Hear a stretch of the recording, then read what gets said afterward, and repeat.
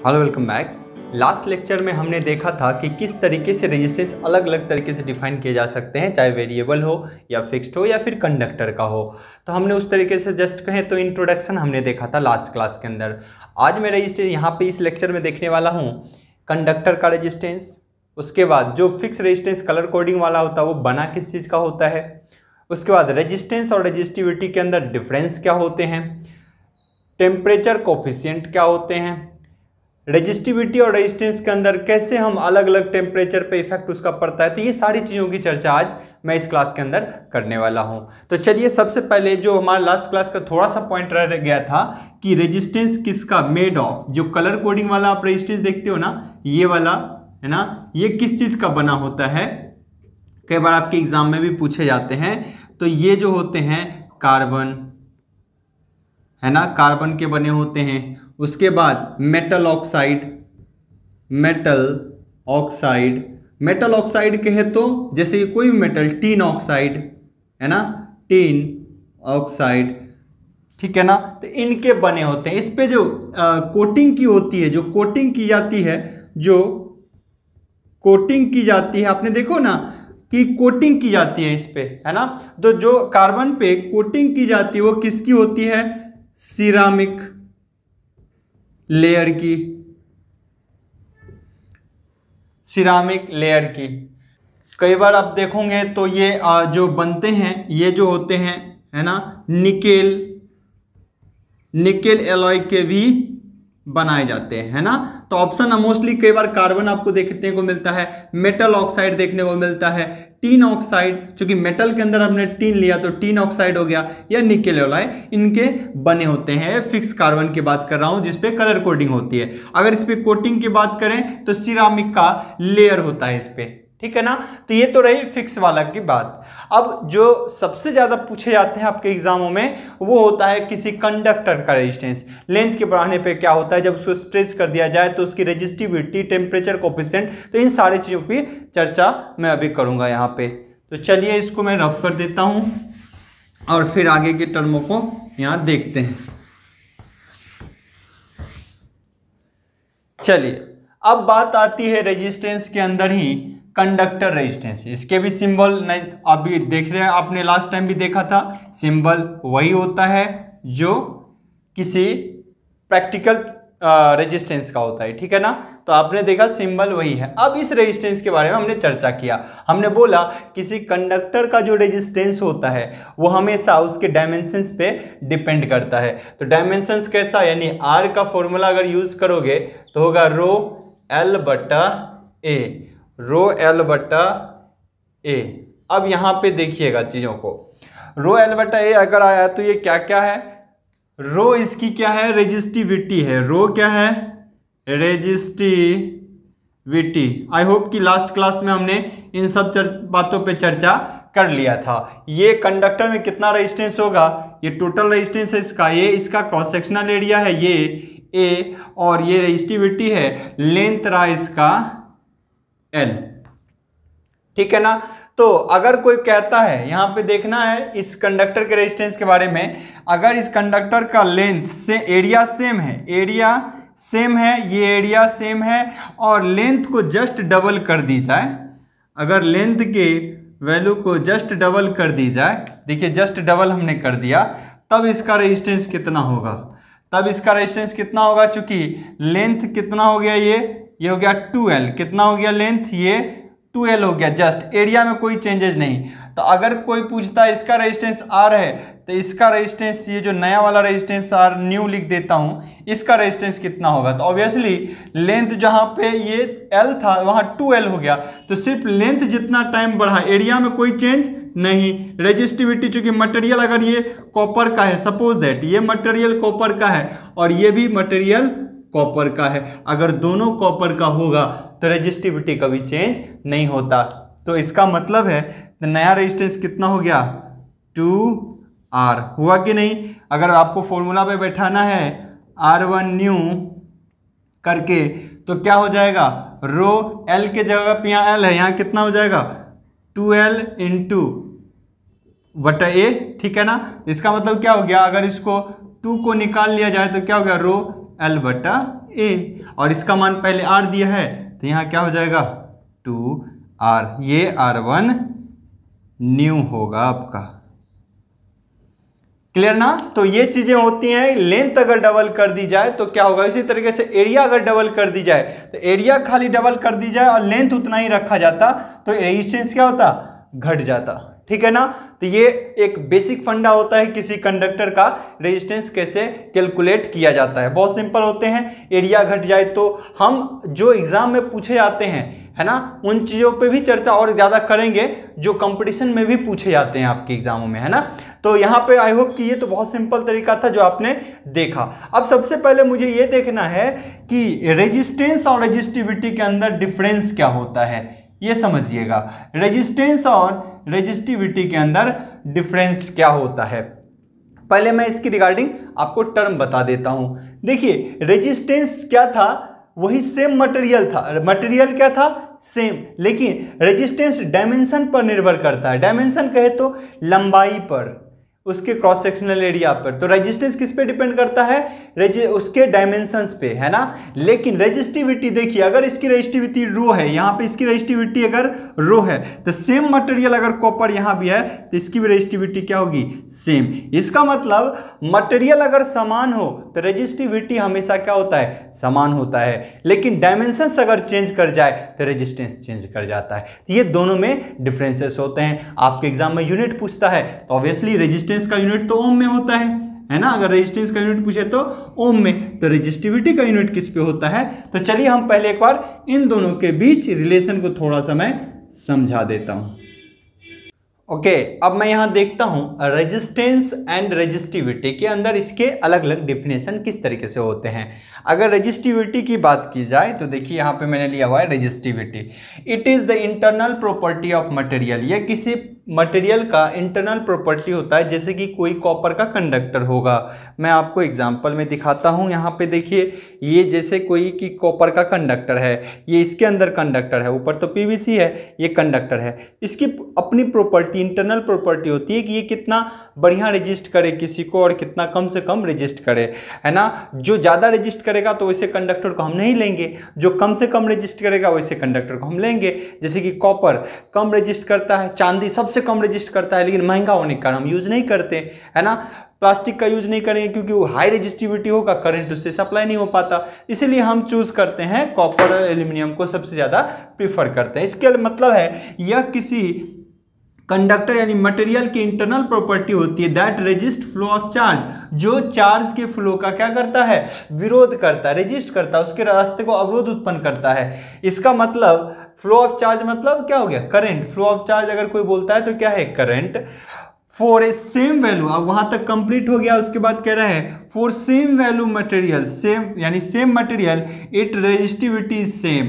Same material के लिए resistivity हमेशा सेम होगा। इसका क्या मतलब है, चाहे आपका कंडक्टर इतना बड़ा हो, ये कॉपर का हो, या फिर सेम कंडक्टर की लंबाई कितनी भी बड़ी हो जाए, ये कॉपर का ही है, तो इसकी रेजिस्टिविटी अगर रो है तो इसकी भी रेजिस्टिविटी क्या होगी, रो होगी, है ना। तो समान मटेरियल के लिए रेजिस्टिविटी कभी चेंज नहीं करता है। यही बोला, for same material it's resistivity is same, that is it is not depend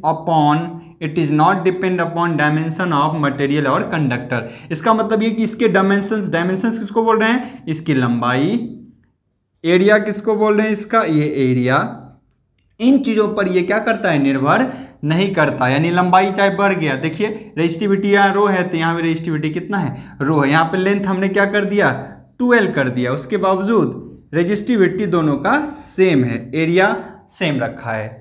clear ना। तो ये चीजें ये बोल रहा है। इसका मतलब रेजिस्टिविटी ये हो गया। तो अगर रेजिस्टिविटी को कोई यूनिट पूछ दे, रेजिस्टिविटी का यूनिट पूछ दे, तो आर का फॉर्मूला से आप क्या जानते हो, रो इक्वल टू L/A। ये रहा R equal to row L/A, यानी रो अगर कोई निकालने के लिए बोले तो R इंटू A/L। इसका मतलब ओम, एरिया को क्या हो गया, मीटर का स्क्वायर डिवाइडेड बाय लेंथ क्या हो गया, खुद मीटर में आएगा, ये कट गया तो क्या हो गया, ओम मीटर। ध्यान रहे, ये आपके एग्जाम में बड़ा पूछा जाता है ना। आपके एग्जाम में बड़ा फ्रिक्वेंट पूछा जाता है कि रेजिस्टिविटी का यूनिट क्या होता है, ओम मीटर, ठीक है ना, ओम मीटर। ये बड़ा दिमाग में रखना है और एकदम पूछता ही पूछता है एग्जामों में ऑब्जेक्टिव टाइप के अंदर। ओके, तो आपने रेजिस्टिविटी देख लिया। अब हम बात करें यहां से रेजिस्टेंस की। अगर मैं बात करूं अब रेजिस्टेंस क्या होता है, तो ये क्या करता है, रेजिस्टेंस क्या करता है, रेजिस्टिविटी यानी रेजिस्टेंस की अगर बात करें तो ये करंट के फ्लो का विरोध करता है, लेकिन ये क्या करता है, डायमेंशंस पर निर्भर करता है। अगर बात रेजिस्टेंस की करें तो इट अपोज, जैसे कि लास्ट टाइम भी मैंने बताया, it oppose the flow of charge, flow of charge. यह चार्ज का क्या करता है, विरोध करता है, दैट इज करंट का अपोज करता है। रेजिस्टेंस हमेशा क्या करता है, करंट का अपोज करता है। बट इट डिपेंड्स द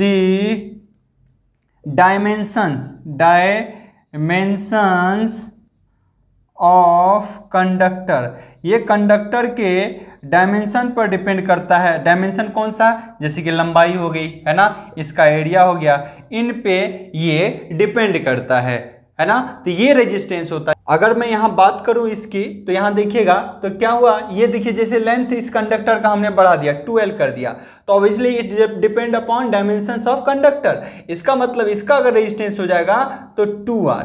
तो लेंथ और एरिया के चेंज होने से रेजिस्टेंस जरूर चेंज करता है। इसका अगर R1 नया नाम दूं तो क्या होगा, 2R। तो डायमेंशन देखिए, कंडक्टर सेम रहा, लेकिन कंडक्टर सेम होने के बावजूद रेजिस्टिविटी में कोई फर्क नहीं पड़ा है ना, लेकिन रेजिस्टेंस चेंज कर गया। तो एग्जाम में बड़ा इंपॉर्टेंट क्वेश्चन पूछता है कि रेजिस्टिविटी क्या डायमेंशंस पर डिपेंड करता है, तो नहीं करता है। फिर एग्जाम में क्या बार पूछता है क्या रेजिस्टेंस डायमेंशन पर डिपेंड करता है, तो हाँ करता है। तो आई होप यहाँ तक आप समझ चुके होंगे दोनों में क्या डिफरेंस है ना।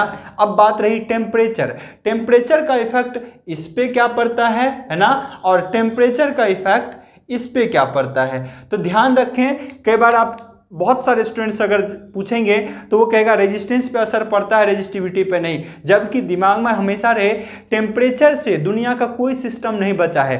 टेम्परेचर जब भी बढ़ेगा सिस्टम अफेक्ट होगा। तो टेम्परेचर का इफेक्ट चाहे रेजिस्टिविटी हो, रेजिस्टेंस या किसी भी सिस्टम की बात की जाए, हमेशा पड़ता है टेम्परेचर का इफेक्ट। इसका मतलब अगर आपसे कोई कहे कि टेम्परेचर का बताइए क्या रिलेशन होता है, तो टेम्परेचर बढ़ने से किसी भी कंडक्टर का रेजिस्टिविटी क्या करता है, बढ़ता है। किसी कंडक्टर का रेजिस्टिविटी क्या करता है, बढ़ता है। इस चीज का ध्यान रहे, यानी आप इसको T कह सकते हो, बढ़ेगा टेम्परेचर तो उसकी रेजिस्टिविटी भी क्या करेगी, बढ़ेगी। हमेशा इस चीज का दिमाग में रहे आपको, है ना। ये चीजें होती है, लेकिन यहाँ पे बात करें इन कंडक्टर में तो इसके फॉर्मूले डिराइव होते हैं और उसका मैं निकालूंगा, वहीं से टेम्परेचर कोएफिशिएंट की बात करूंगा मैं। यहाँ भी टेम्परेचर बढ़ने से, यहाँ भी इस कंडक्टर में भी टेम्परेचर बढ़ने से इसका रेजिस्टेंस बढ़ता है। ये लेकिन किसके लिए वैलिड है, अभी तक मैं कर रहा हूं कंडक्टर, लेकिन सेमीकंडक्टर के अंदर जस्ट रिवर्स होता है। सेमीकंडक्टर में क्या होता है, अगर आप टेम्परेचर को बढ़ाओगे तो आपका रेजिस्टेंस वेरी करता है। तो इस चीज की चर्चा करते हैं कि effect of temperature on conductor. Okay, अब यहां मैं देखता हूं effect of temperature on conductor, यानी किसी कंडक्टर पे ताप का क्या इफेक्ट पड़ता है। अगर इसको मान लो, एक तो हीट की बात करें, टेम्परेचर डिफरेंस हो गया। मान लो शुरुआत में यहाँ पे किसी कंडक्टर का टेम्परेचर है 25 डिग्री सेल्सियस, है ना, और कहीं टेम्परेचर हाई होने के कारण या इसी कंडक्टर में करंट बहुत ज़्यादा फ्लो होगा तो कंडक्टर क्या होगा, हीट होगा। अगर इसमें करंट फ्लो होगा तो हीट होगा, और हीट क्योंकि किस पे बेसिस पे हीट होगा, H=I² इंटू टाइम। टाइम जितना बढ़ेगा, करंट जितना हैवी होगा सिस्टम कंडक्टर, यानी उतना ही हीट होगा। तो जब ये हीट होता है तो मान लीजिए मैं कहता हूँ इसका टेम्परेचर हो गया 35 डिग्री सेल्सियस, है ना। तो हीट तो हो गया, तो टेम्परेचर राइज कर गया ना कंडक्टर में। तो इसके कारण रेजिस्टेंस पर क्या प्रभाव पड़ता है, हम इस चीज की चर्चा करेंगे। तो रेजिस्टेंस कहता है, फॉर्मूला है कि देखिएगा, दोनों को अलग अलग चीज से चर्चा करूं। ये है 25 डिग्री सेल्सियस, ये है 35 डिग्री सेल्सियस। बहुत कोई इसको नाम दे देता है R ओल्ड, यानी ये पहले का और ये बाद में हीट होने के बाद इसको नाम देता है R न्यू। तो आप कुछ भी कर सकते हो, हम चाहते तो यहाँ ये भी ले सकता हूँ कि R 35 डिग्री सेल्सियस पर, और यहाँ पर R ले सकता हूँ क्या, जब R 25 डिग्री सेल्सियस रहा होगा, तो ये भी एज्यूम किया जा सकता है। अगर इसकी बात की जाए तो यहाँ पे फॉर्मूला इसका आता है, नया प्रतिरोध जो होता है वो होता है R old into 1 plus minus, मैं जनरल की बात कर रहा हूँ, कंडक्टर का भी जनरल ले रहा हूँ, general equations, plus minus alpha into change in temperature. ये जनरल इक्वेशन होता है रेजिस्टेंस का, समझिएगा, ये जनरल इक्वेशन होता है, इसको मैं बोलता हूँ जनरल इक्वेशन। अगर किसी कंडक्टर की चर्चा की जाए कंडक्टर में, तो ध्यान रहे पॉजिटिव किसके लिए लेते हैं, किसी कंडक्टर के लिए, क्योंकि कंडक्टर में क्या होता है, पॉजिटिव लूंगा तो टेम्परेचर डिफरेंस कितना का है जी, 25 और 10 35 हो गया है ना, तो 10 का डिफरेंस है, टेम्परेचर बढ़ेगा तो रेजिस्टेंस बढ़ता है, इसीलिए पॉजिटिव किसके लेते हैं, कंडक्टर के लिए, और नेगेटिव किसके लिए लेते हैं, सेमी कंडक्टर के लिए। अभी मैं बारीकी से समझाता हूँ एक एक चीज। इसका मतलब अगर मैं कंडक्टर पे इफेक्ट देख रहा हूँ यहाँ पर, तो मैं एक चीज तो ले लूंगा फॉर कंडक्टर, अगर मैं यहाँ चर्चा करूँ फॉर कंडक्टर की, तब क्या होगा, आर न्यू, नया प्रतिरोध क्या हो जाएगा जब ताप बढ़ेगा, तो हम कहेंगे R old 1 plus alpha into change in temperature, है ना, ये हो जाएगा हमारा इसका वैल्यू। ठीक है, ये इसका क्या हो जाएगा, हमारा वैल्यू। इसका मतलब अब समझिए, जहां पे कौन कौन सा मान क्या है इसकी भी चर्चा कर ली जाए। आर न्यू क्या है, आर न्यू क्या है, new resistance, new resistance, new resistance कर लिख देता हूं, न्यू रेजिस्टेंस। ठीक है, न्यू कौन, जब टेम्परेचर बढ़ने के बाद जो हुआ है ना, जैसे कि 35 डिग्री सेल्सियस जो हो गया है। आर ओल्ड क्या है, आप कह सकते हो ओल्ड रेजिस्टेंस, इसका मतलब क्या, जो 25 डिग्री सेल्सियस पे है, ये लेट्स एग्जांपल हमने लिया है। और आपसे कोई कहता है अल्फा क्या है, तो आप कहोगे इसी को बोला जाता है टेम्परेचर कोफिशिएंट, टेम्परेचर कोफिशिएंट, इसी को बोला जाता है टेम्परेचर कोफिशिएंट, यानी ताप गुणांक। हिंदी में क्या बोलते हैं इसको, ताप गुणांक। ठीक है, और डेल्टा टी क्या है, इसको बोलते हैं चेंज इन टेम्परेचर, मतलब तापमान में कितना अंतर है, चेंज इन टेम्परेचर, तापमान में कितना अंतर है, यही दिखाता है। तो अगर इसके लिए, ये एग्जांपल के लिए कोई चेंज इन टेम्परेचर आपसे पूछे तो कितना होगा जी, 35 माइनस 25, इसका मतलब 10 डिग्री सेल्सियस। ठीक है ना, 10 डिग्री यहां पे हो गया ना, तो ये होता है टेम्परेचर का डिफरेंस दिखाना, तो ये होता है किसी कंडक्टर के लिए वैलिड है। ठीक है, आपने देख लिया। अब कई बार एग्जाम में आपसे ये पूछ देता है कि इसका टेम्परेचर जो कोफिशिएंट है इसका यूनिट क्या होता है। ठीक है ना, तो सबसे पहले हम इसकी यूनिट पे चर्चा करेंगे, लेकिन उससे पहले एक चीज तो देख लेता हूं कि अगर ताप बढ़ा, टेम्परेचर बढ़ा, ये देखिए ताप बढ़ रहा है कि नहीं, 35 डिग्री हो गया, तो टेम्परेचर अगर बढ़ा, ये देखिए टेम्परेचर बढ़ा, क्योंकि इनमें कितने का, 10 डिग्री का डिफरेंस है, 20 का होता तो टेम्परेचर और बढ़ जाता डिफरेंस, ये बढ़ा तो प्लस में है, तो ओवरऑल न्यू वैल्यू भी क्या करेगा, बढ़ेगा। तो एक चीज तो तय हो गया कि किसी कंडक्टर पे, मान लीजिए कॉपर का कंडक्टर होता है, इसका अगर टेम्परेचर बढ़ता है तो इसका रेजिस्टेंस क्या करता है, बढ़ता है। एज वेल एज रेजिस्टिविटी भी होती है, लेकिन रेजिस्टिविटी बहुत कम बढ़ता है, लेकिन रेजिस्टेंस क्या होता है, ज्यादा राइज करता है। तो आई होप आपने देख लिया ये जनरल इक्वेशन भी, और यहाँ पे आपने इन चीज़ों की भी चर्चा कर लिया। अब हम एक चीज देखते हैं कि एक्चुअली में होता क्या है, क्या ऐसा हो जाता है कि टेम्परेचर बढ़ जाता है। तो दिमाग में बस वो चीज रखिएगा ना, तो फॉर्मूला के बारे आप भूल भी जा रहे हैं तो आपको दिक्कत नहीं होगा। मैं बता रहा हूं कि क्या ऐसा चीज है जो आपको दिमाग में रखना है। तो यहां से देखते हैं, एक बार देखिएगा कि क्या ऐसा होता है सिस्टम के अंदर। देखिए, सपोज दैट ये कंडक्टर था, शुरुआत में कितना टेम्परेचर था, 25 डिग्री सेल्सियस। तो वहाँ पे 25 डिग्री सेल्सियस नॉर्मल टेम्परेचर पे जो इलेक्ट्रॉन्स का फ्लो था वो एक क्या था, सिस्टमेटिक वे में था और आसानी से क्या कर रहा था, आगे की ओर इलेक्ट्रॉन्स का मूवमेंट हो रहा था। लेकिन किसी कारण हीट बढ़ गया, मैं ऐसे ही दिखा देता हूँ हीट को, फिलहाल हीट बढ़ गया। जब टेम्परेचर राइज होता है तो ऐसे कंडीशन में मान लीजिए टेम्परेचर बढ़ के हो गया हमारा कितना, 35 डिग्री सेल्सियस, 25 बढ़ के हो गया कितना, 35 डिग्री सेल्सियस। जब हीट हो जाता है, हालांकि हीट तो करंट के फ्लो होने से ही होगा, है ना, I²RT, या फिर बाहरी से भी आपने अगर हीट कर दिया तो देखिए क्या होगा, जो रैंडमनेस है इलेक्ट्रॉन्स का वो क्या करेगा, डिस्टर्ब हो जाता है। वो क्या करता है, डिस्टर्ब, और एक दूसरे से कोलिजन होने लगता है। अगर मैं यहाँ फ्रेश में दिखा दूं, क्या दिख रहा है क्या आपको, नीचे नहीं दिख रहा, चलिए मैं आपको फ्रेश में दिखा देता हूं, आप समझ जाएंगे इन चीज़ों को। कि मान लीजिए पहले इलेक्ट्रॉन्स बहुत सीधा था, लेकिन आराम से आगे की ओर बढ़ रहा था, लेकिन जब हीट हो गया, टेम्परेचर बढ़ा तो इलेक्ट्रॉन्स में ना कोलिजन होना शुरू होता है। इलेक्ट्रॉन्स और इलेक्ट्रॉन्स में क्या होता है, कोलिजन होना शुरू होता है। और जब कोलिजन होगा तो भगदड़ मचेगी, तो चीजें आगे की ओर फ्लो नहीं करेगा। इलेक्ट्रॉन्स जो होगा आगे की ओर क्या होगा, फ्लो नहीं करेगा। अगर आगे की ओर फ्लो नहीं करेगा तो एक तरीके से पहले जिस रफ्तार से इलेक्ट्रॉन्स आगे की ओर मूव कर रहा था, बाद में अवरोध उत्पन्न हो रहा है, कहीं ना कहीं डिस्टर्बेंस हो रहे हैं। और यही डिस्टर्बेंस तो है रेजिस्टेंस, जो करंट के फ्लो का विरोध करता है। इसका मतलब अगर इस पे रेजिस्टेंस पहले मैं कहता हूं 10.5 ओम था, जब पहले 25 डिग्री सेल्सियस पे 10.5 ओम था, तो जब टेम्परेचर बढ़ा 25 डिग्री से 25 से 35 हो गया है, तो ऐसे कंडीशन में हो सकता है रेजिस्टेंस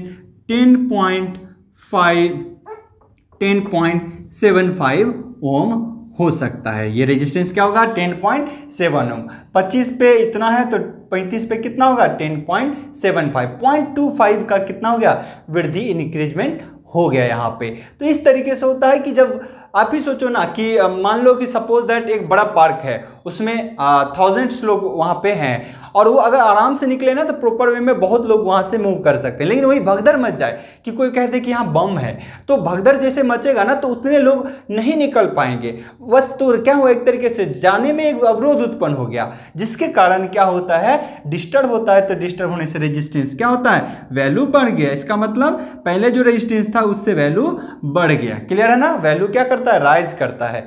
राइज क्यों कर गया, क्योंकि इलेक्ट्रॉन्स का मूवमेंट पहले जितना था अब नहीं हो रहा है। तो कहीं ना कहीं अगर विरोध हो रहा है इलेक्ट्रॉन्स के मूवमेंट में, इसका मतलब रेजिस्टेंस बढ़ गया। और रेजिस्टेंस तो उसी को कहते हैं जो करंट का फ्लो का क्या करे, विरोध करे, करंट धारा के प्रवाह का जो विरोध करता हो। आई होप आपने समझ लिया कि ताप के चेंज होने से रेजिस्टेंस किस तरीके से चेंज होगा। तो ये भी साइकोलॉजी अगर दिमाग में रहे तो आपको दिमाग में रहेगा, टेम्परेचर बढ़ा, डिस्टर्ब हो जाता है तो आसानी से नहीं जा पाता, तो रेजिस्टेंस बढ़ जाता है। तो फॉर्मूला नहीं भी याद है तो आप इस चीज़ का यूज़ कर सकते हैं। अब हम यहाँ पे देखेंगे टेम्परेचर कोफिशिएंट का यूनिट क्या होगा।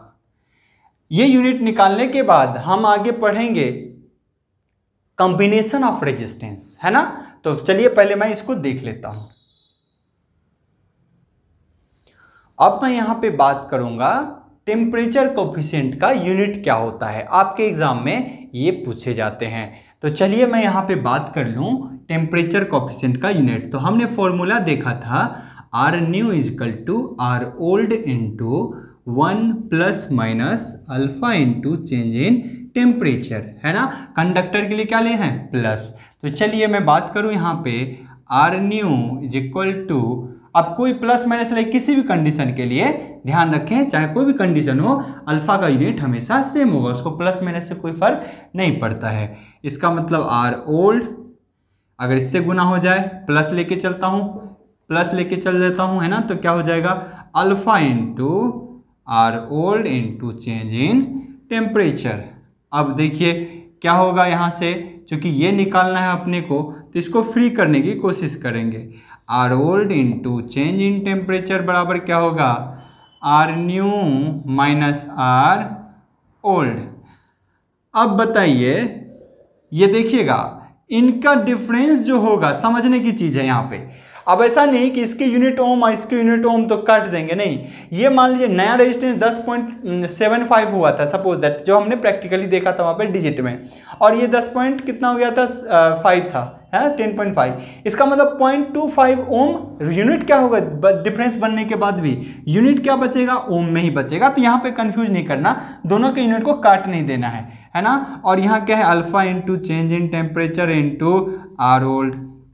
अल्फा अब निकालना चाहूँगा तो ओम बटा आर का यूनिट इस यहाँ भी क्या होगा, ओम, रेजिस्टेंस चाहे कोई भी हो तो उसका unit Om, but temperature change क्या होता है, डिग्री सेल्सियस, क्या होता है, डिग्री सेल्सियस। तो ओम ओम कैंसिल आउट, तो क्या हो गया पर डिग्री सेल्सियस। बड़ा इंपॉर्टेंट है, आपके किसी भी एग्जाम में ऑब्जेक्टिव टाइप में ये देखने को मिलता है। पर डिग्री सेल्सियस इसको बोलते हैं, या फिर इसी को बोलते हैं डिग्री सेल्सियस का इन्वर्स, डिग्री सेल्सियस का इन्वर्स, या फिर केल्विन का इन्वर्स।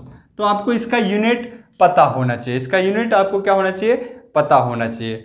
अगर बात की जाए कंडक्टेंस की, एक बार ध्यान से समझ लेना है, खाली एक वर्ड में लिख देता हूं, कंडक्टेंस। कंडक्टेंस को जी से इंडिकेट करते हैं। अब ये नया चीज है, ये तो यूनिट आपने देख लिया। कंडक्टेंस को जी से डिनोट करते हैं, और जी जो होता है ना वो इन्वर्स होता है 1/r का, क्योंकि जब रेजिस्टेंस का उल्टा क्या होगा, कंडक्टेंस, रेजिस्टेंस का उल्टा क्या होगा, कंडक्टेंस। तो कई बार आपको एग्जाम में ये भी पूछ लेता है, तो कंडक्टेंस का यूनिट पूछता है, तो आप जानते हो 1/ क्या होता है जी, ओम, 1/ओम। 1/ओम को क्या बोलते हैं जी, सीमेंस, सीमेंस। ध्यान रखें 1/ओम को सीमेंस बोलते हैं। तो कई बार आपको एग्जाम में ये भी पूछता है कंडक्टेंस का यूनिट बताइए, जो क्या होता है 1/ओम। और 1/ओम को क्या लिख सकते हो, ये ओम का इनवर्स, और इसका यूनिट में क्या लिख सकता हूं, ओम का इनवर्स लिख सकता हूं कि नहीं, या फिर इसी को महो ऐसे लिख देता है, इसी को बोला जाता है महो। क्या बोलेंगे, इसी को पलट दीजिए, इनवर्स की बात कर रहा है, पलट दीजिए, ये भी होता है। और कई बार क्या कहते हैं, देखिए 1/ओम है ना, समझिएगा 1/ इसको लिखना है तो नीचे नहीं दिख रहा होगा, है ना। तो यहाँ पे देखिए इसको और लिखना होता है ना, तो कई बार क्या लिख देते हैं, जी के लिए 1/ओम है, तो 1/OHM होता है ना, तो इसी को बोल देता है, ऊपर जब जाएगा तो ओम का इन्वर्स हो जाएगा, है ना, जी के लिए, तो इसी को बोलता है ओम का इन्वर्स को उलट दो, MHO लिख दो, क्या लिख दो, महो। तो जी का यूनिट और क्या होता है, महो। तो किसी भी टर्म में अगर पूछे तो आई होप आप आंसर कर सकते हैं आसानी से, कोई प्रॉब्लम नहीं होता है। दूसरा एक और चीज रह गया, रेजिस्टिविटी का उल्टा क्या होता है। जैसे कंडक्टेंस का उल्टा क्या था, रेजिस्टेंस, वैसे ही रेजिस्टिविटी का उल्टा होता है कंडक्टिविटी। तो वो आपको देख लेना है। अब एक टर्म है आपके लिए कंडक्टिविटी, जिसको सिग्मा से डिनोट किया जाता है। तो कंडक्टिविटी क्या होता है, रेजिस्टिविटी का जस्ट उल्टा, है ना। जैसे कंडक्टेंस रेजिस्टेंस का जस्ट उल्टा, वैसे कंडक्टिविटी रेजिस्टिविटी का जस्ट उल्टा। तो इसका यूनिट क्या निकला था, ओम मीटर। अब आपको पता है एग्जाम में सबसे ज्यादा पूछे जाने वाला यूनिट यही होता है कंडक्टिविटी का। और इसका देखिए 1/ओम को आपने क्या भी लिखा है, सीमेंस, है ना, और सीमेंस पर मीटर। ये दिमाग में रहे, ये आपको कंपटीशन में बड़ा पूछा जाता है ना, सीमेंस पर मीटर, या कंडक्टेंस का अगर पूछे तो सीमेंस, है ना। तो ये चीजें आपको पता होनी चाहिए। या फिर और कह दे तो ओम का इन्वर्स, मीटर का इन्वर्स, ये तो आप कर सकते हो, ये तो नॉर्मल मैथमेटिकली है। तो ये भी चीजें कई बार आपको देखने को मिल जाता है। तो रेजिस्टेंस के रिगार्डिंग ये है। बाकी न्यूमेरिकल में हम कुछ और स्ट्रेस बेस्ड भी क्वेश्चंस हम देखेंगे, जहां पे आपको पता चलेगा लेंथ बढ़ने से अगर ये हो रहा है तो स्ट्रेस किया जाए तो क्या होता है। तो आई होप यहाँ तक कोई प्रॉब्लम आपको नहीं रहा होगा। इस लेक्चर में इसको यहीं पे स्टॉप करता हूँ, आगे के लेक्चर को फिर हम कंटिन्यू करेंगे। तो आज के लिए इतना ही, good luck, have a nice day.